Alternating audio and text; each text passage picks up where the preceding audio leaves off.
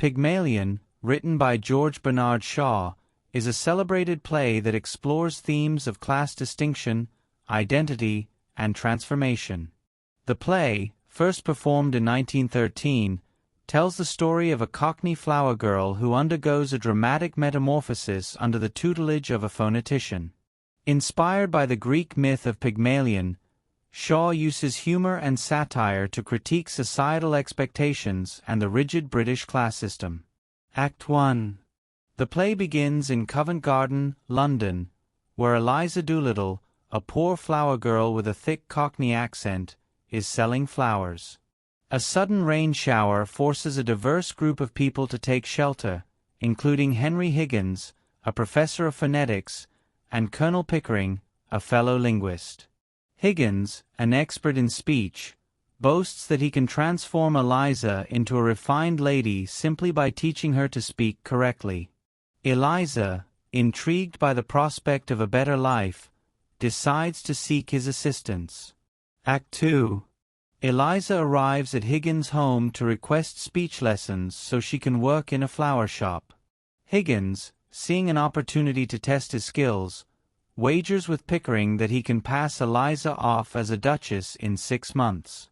Eliza reluctantly agrees, and her rigorous training begins. She struggles with pronunciation exercises and Higgins' strict, often harsh, teaching methods. Despite the difficulties, she gradually begins to improve. Act 3. Higgins decides to test Eliza's progress by taking her to a high society gathering at the home of his mother, Mrs. Higgins.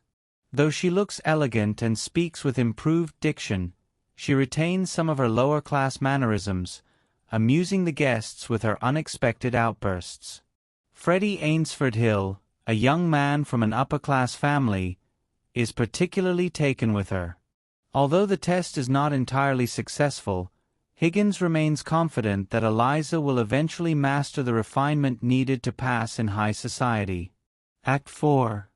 Eliza finally succeeds in impressing high society at an ambassador's ball, proving Higgins' experiment successful.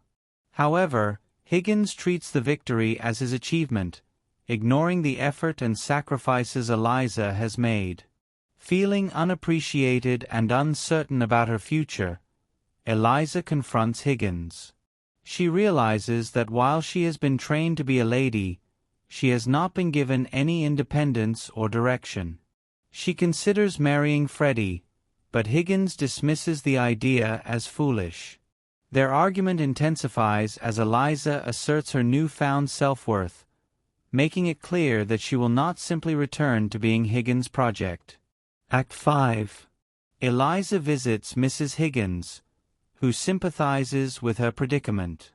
Meanwhile, her father, Alfred Doolittle, unexpectedly arrives. He has inherited a fortune that forces him into the very middle-class respectability he previously avoided.